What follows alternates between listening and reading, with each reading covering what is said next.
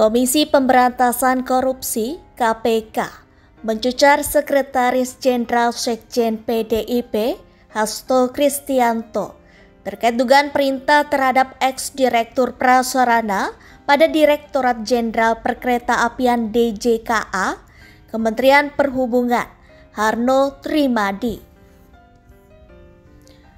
Adapun Hasto diperiksa dalam kapasitasnya sebagai saksi dugaan korupsi proyek jalur kereta di DJKA pada Selasa 20 Agustus 2024. Adapun Harno merupakan salah satu tersangka dalam kasus dugaan suap di DJKA. Ia terjaring dalam operasi tangkap tangan OTT 2 tahun lalu. Tessa mengatakan, penyidik mengulik adanya dugaan perintah dari Hasto melalui koleganya, Wakil Sekjen PDIP, Yosep Aryo Adidarmo atau yang diinisialkan dengan YA. Sementara itu, ditemui usai menjalani pemeriksaan di KPK, Hasto mengaku tidak pernah memerintahkan seseorang terkait proyek-proyek di DJKA. Hasto juga mengaku tidak mengingat betul apakah pernah bertemu dengan Harno. Menurut Hasto, ia diperiksa terkait kapasitasnya sebagai sekretaris tim pemenangan Joko Widodo dan Ma'ruf Amin pada 2019 lalu. Saat itu, tim pemenangan Jokowi dan Ma'ruf menggandeng sejumlah menteri untuk turut bergotong royong menghadapi Pilpres. Di antara menteri yang terlibat adalah Menteri Perhubungan Budi Karya Sumadi dan Menteri BUMN Erick Thohir. Sementara, Adidarmo menjabat Kepala Rumah Aspirasi Relawan Jokowi dan Ma'ruf. Pada kurun waktu tersebut, Ade bertemu dengan Budi untuk membahas operasional rumah aspirasi relawan. Pada kemudian hari, Harno yang merupakan anak buah Budi Karya menjadi tersangka kasus DJKA. Di ponselnya juga tersimpan nomor telepon Hasto. Namun ia mengaku tidak memiliki kontak Harno Trimadi.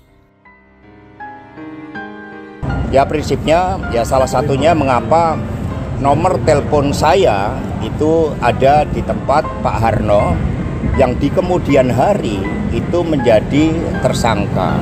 Dan adanya nomor saya, handphone saya di tempat Pak Harno bukan berarti kemudian kami melakukan tindak korupsi. Di sisi lain, KPK mengatakan handphone dan buku catatan milik Hasto Kristianto akan dikembalikan jika tidak berkaitan dengan kasus dugaan korupsi.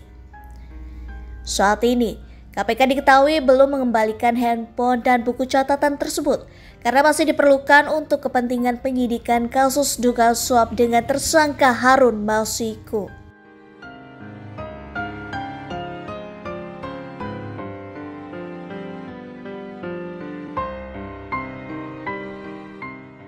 Tessa mengatakan, tidak tertutup kemungkinan dua jenis barang milik Hasto tersebut baru akan dikembalikan setelah proses persidangan perkara terkait perkara tersebut rampung.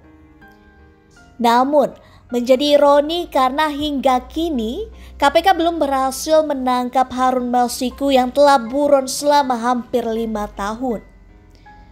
Lebih lanjut, Tessa kembali menegaskan bahwa penyitaan terhadap handphone dan buku catatan milik Hasto tidak ada kaitannya dengan agenda politik apapun.